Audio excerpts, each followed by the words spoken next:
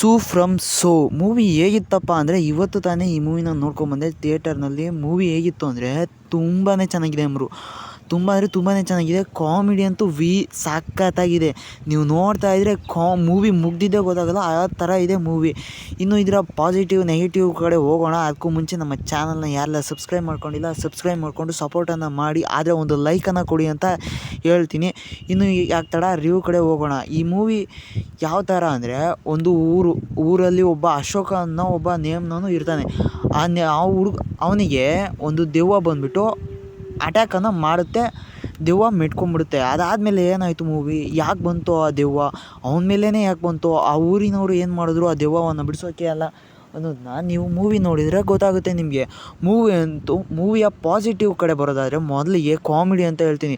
ಏನು ಕಾಮಿಡಿ ಇಟ್ಟಿದ್ದಾರೆ ಗುರು, no double meaning. ಅದರಲ್ಲೂ ಈ ಕಾಲದಲ್ಲಿ ಆ ಥರ ಕಾಮಿಡಿನ ಕೊಟ್ಟಿದ್ದಾರೆ ಅಂದರೆ ರಿಯಲಿ ಅಪ್ರಿಷಿಯೇಟನ್ನು ಮಾಡಬೇಕು. ತುಂಬಾ ಚೆನ್ನಾಗಿ ಮೂಡಿ ಬಂದಿದೆ ಕಾಮಿಡಿ ಅಂತ ಹೇಳ್ತೀನಿ. ಯಾಕೆಂದರೆ ಅಲ್ಲಿ ಬೇಕಾದಂಥ ಕಾಮಿಡಿ ಆಗಿರ್ಬೋದು, ಅದಕ್ಕೆ ಬೇಕಾದಂಥ ಎಲಿಮೆಂಟ್ ಆಗಿರ್ಬೋದು, ಎಲ್ಲವನ್ನು ಸಹ ತುಂಬಾ ಚೆನ್ನಾಗಿ ಸೆಟ್ಟನ್ನು ಹಾಕ್ಬಿಟ್ಟು ತುಂಬಾ ಚೆನ್ನಾಗಿ ಮೂಡಿ ಬರೋಂಗೆ ಮಾಡಿದ್ದಾರೆ ಇಲ್ಲಿನ ಡೈರೆಕ್ಟರ್ ಅಂತ ಹೇಳ್ತೀನಿ. ತುಂಬಿನಾಡವರ ಡೆಬ್ಯೂಟ್ ಮೂವಿ ಆದ್ರೂ ತುಂಬ ಅಂದರೆ ತುಂಬಾ ಚೆನ್ನಾಗಿ ಮಾಡಿದ್ದಾರೆ. ಇನ್ನು ಸೆಕೆಂಡ್ ಪಾಸಿಟಿವ್ ಪಾಯಿಂಟ್ಸ್ ಕಡೆ ಬರೋದಾದರೆ ಇಲ್ಲಿರುವಂತಹ ಕ್ಲೈಮ್ಯಾಕ್ಸ್ ಅಂತ ಹೇಳ್ತೀನಿ. ಕ್ಲೈಮ್ಯಾಕ್ಸ್ ಅಂತೂ ತುಂಬಾ ಚೆನ್ನಾಗಿದೆ. ಒಂದು ಸರ್ಪ್ರೈಸಿಂಗ್ ಅಂತ ಒಂದು ಕೊಟ್ಟಿದ್ದಾರೆ ಬ್ರೋ, ಅದನ್ನು ನೀವು ಥಿಯೇಟ್ರಲ್ಲೇ ನೋಡಬೇಕು, ಅಷ್ಟೊಂದು ಚೆನ್ನಾಗಿದೆ ಅದೊಂದು ಸೀನ್ ಅಂತ ಹೇಳ್ತೀನಿ. ಇನ್ನು ತುಂಬಾ ಚೆನ್ನಾಗಿ ಆ್ಯಕ್ಟಿಂಗನ್ನು ಪರ್ಫಾರ್ಮೆನ್ಸನ್ನು ಕೊಟ್ಟಿದ್ದಾರೆ. ಯಾರು ಸಹ ಹೋಪ್ಲೆಸ್ ಅಂತ ಹೇಳೋಂಗೆ ಇಲ್ಲ, ಯಾಕೆಂದರೆ ನೆಗೆಟಿವ್ ಪಾಯಿಂಟ್ಸೇ ಇಲ್ಲ. ಅಷ್ಟೊಂದು ತುಂಬಾ ಚೆನ್ನಾಗಿ ಪರ್ಫಾರ್ಮೆನ್ಸ್ ಮಾಡಿದ್ದಾರೆ ಎಲ್ಲರೂ ಸಹ ಕೂಡ. ಇನ್ನು ಕಾಮಿಡಿ ಹೇಳಿದ್ನಲ್ಲ, ತುಂಬಾ ಚೆನ್ನಾಗಿದೆ ಬ್ರೋ. ನಕ್ಕು ಸಾಕಾಗೋಗುತ್ತೆ, ಅಷ್ಟೊಂದು ಚೆನ್ನಾಗಿದೆ. ಒಂದು ದೆವ್ವ ಬರುವಂಥ ಸೀನ್ ಇದೆ, ದೆವ್ವ ಬಂದಿದ್ದ ಥರ ಹಾರರಾಗಿ ನಿಮಗೆ ಅನಿಸೋದೇ ಇಲ್ಲ, ಒಂಥರ ಕಾಮಿಡಿ ಫೀಲನ್ನು ಕೊಟ್ಬಿಡುತ್ತೆ ಅದೊಂದು ಸೀನು. ಅಷ್ಟೊಂದು ತುಂಬಾ ಚೆನ್ನಾಗಿದೆ ಅಲ್ಲಿರುವಂಥ ಸೀನು.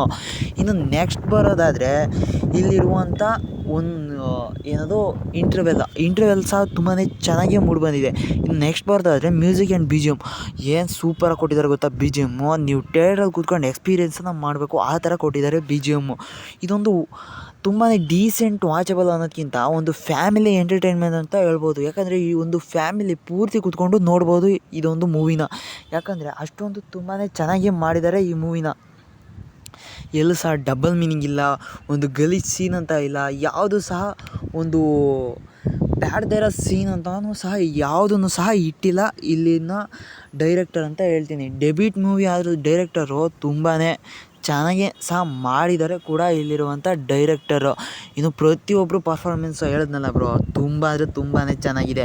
ಇಷ್ಟೇ ನಾನು ಈ ಮೂವಿ ಬಗ್ಗೆ ಹೇಳಬೇಕು ಅಂತ ಅಂದ್ಕೊಂಡಿದ್ದು. ಇನ್ನೂ ನೀವು ಮೂವಿನ ನೋಡಿದರೆ ನಿಮಗೇನಂತು ಅಂತ ಕಮೆಂಟ್ ಬಾಕ್ಸಲ್ಲಿ ಕಮೆಂಟನ್ನು ತಿಳಿಸಿ. ಎನಿವೆ ನೆಕ್ಸ್ಟ್ ವೀಡಿಯೋದಲ್ಲಿ ಸಿಗ್ತೀನಿ. Anyway thank you, bye.